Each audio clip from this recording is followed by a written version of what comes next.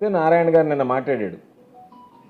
ఆయన చెప్పాడు ప్రజలు నవ్వుకుంటున్నారని. ప్రజలు మమ్మల్ని చూసి నవ్వుకుంటలేదు నారాయణ గారు, నిన్ను చూసి నవ్వుకుంటున్నారు, గుర్తు చేసుకో ఒకసారి. మమ్మల్ని చూసి నవ్వడంలా ప్రజలు, నారాయణ గారి పేరు చెప్తే నవ్వుకుంటున్నారు. కాబట్టి మీరు పోయినసారి అట్టే మాట్లాడారు, ఈసారి అట్టే మాట్లాడారు. మీకు అసలు పూర్తి అవగాహన ఉండి మాట్లాడుతున్నారా లేకుండా మాట్లాడుతున్నారో తెలియదు. ఆయన మాట్లాడినటువంటి మాటలు నాకు అర్థమైందంటే, గతంలో ఒకసారి చెప్పారు లోకేష్కి ఆయన గురువు, ఆయన మామూలుగా ట్యూషన్ చెప్పాడని చెప్పాను నేను. కాబట్టి మరలా ఈరోజు ఈ ప్రభుత్వంలో చంద్రశేఖర్ రెడ్డి గట్టిగా ప్రశ్నిస్తున్నాడు. ఆ ప్రశ్నలకు మనం సమాధానం చెప్పలేకున్నాము. నువ్వేమన్నా సమాధానం చెప్పగలవని ఈయనేమన్నా గురువుని అడిగాడేమో తెలియదు లోకేష్ నారాయణని. నారాయణ సలహా ఇచ్చుంటాడు, ఎందుకో వాళ్ళు విద్యా సంస్థల మీద దాడి చేస్తే పోద్ది కదా అని. చేస్తే ఏమన్నా చెడ్డ పేరు వస్తుందా అని చెప్పి ఆయన ఏమో నేను అడిగాడేమో. అంతకన్నా ముందు పిఠాపురంలో ఉండేటువంటి దాని మీద చెక్ చేసి ఒక నోటీస్ ఇచ్చేస్తే అంతా నువ్వు పారదర్శకంగా చేసేవు అని చెప్పి అనిపించుకుంటామని చెప్పి నారాయణ సలహా ఇచ్చినట్టుకుంటాడు. ఎందుకంటే నారాయణ పదే చెప్తున్నాడు పిఠాపురం పిఠాపురం పిఠాపురం అని. పిఠాపురమా భీమవరం. కాబట్టి ఇవన్నీ వద్దు నారాయణ గారు. మీరు రాష్ట్ర స్థాయి మంత్రిగా పనిచేసేటువంటి వాడివి. నీకు నేను ఒక ఛాలెంజ్ విసురుతున్నా.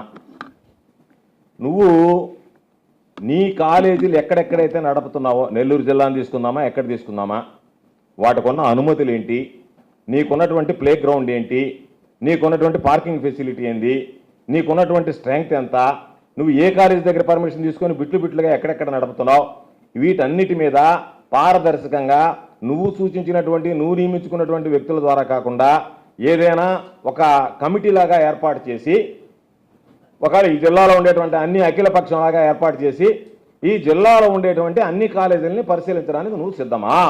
ఆ ఛాలెంజ్ని నువ్వు స్వీకరిస్తావా? ఏదో భీమవరం పిఠాపురం అది ఇది అని చెప్పి ఎక్కడో దూరంగా ఉండేటువంటి దగ్గర 4 మాటలు చెప్పి ఆయన షాక్ అయ్యాడంట. వాళ్ళ గంటా శ్రీనివాసరావు వాళ్ళు వియ్యంకుడు ఫోన్ చేస్తే. అంటే నీకు ఎట్టుందంటే నోటీసులు ఇవ్వడం, ఇర్రెగ్యులారిటీ చేయడం నీకు లెక్కలేదు. కాబట్టి నువ్వు ఆయన చెప్పాడు, ఇంకొక మాట కూడా చెప్పాడు. ఏమని చెప్పాడు? నేనే ఆ రోజు శ్రీధర్ రెడ్డి మీద ఇంకా కోపం తగ్గినట్లే. శ్రీధర్ రెడ్డి వచ్చిన దాంట్లో కూర్చున్నాడు నా కాలేజీలో. ఆ రోజు నేను పోయి ఆ రోజు ఆయన దగ్గర పోయి ఎమ్మెల్యేలందరినీ తీసుకొచ్చానా అని అన్నాడు. అసలు ఎమ్మెల్యేలు తీసుకురాడు నువ్వేడుండవు నెల్లూరు జిల్లాలో? నువ్వు 4.5 సంవత్సరం పత్తా లేకుండా పారిపోతివే. నువ్వేడ కనపడ్డావు నెల్లూరు జిల్లాలో? లేవే. ఎవరికి అసలు ఎత్తుకునే ఏమన్నా మీడియా వాళ్ళు ఎత్తుకున్న టార్చ్ లైట్ తీసుకునేటప్పుడు నువ్వు కనపడకపోతివి, ఎక్కడ ఉండవో తెలియకపోతివి, నువ్వు అజ్ఞాతవాసంలో ఉంటివి. అదేమంటా నన్ను ఇబ్బందులు పెట్టారు. శ్రీధర్ రెడ్డి చెప్తానన్న పాపం ఆయన్ని ఆ బండి మార్చారంట, ఈయన బండి మార్చాడంట, ఆయన అంతా వీళ్ళు చెప్పినట్టుకుంటారు. ఈయన చెప్పాడు బళ్ళు మార్చమని ఆ రోజు ఏమన్నా, ఆయన అధికారంలో ఉన్నాడు కాబట్టి. లేకపోతే మాకెవరికి తెలియని ఇన్ఫర్మేషన్ ఈయనకెట్టు వచ్చింది? శ్రీధర్ రెడ్డి ఇన్ఫర్మేషన్ గ్యాదర్ చేయడంలో దిట్ట.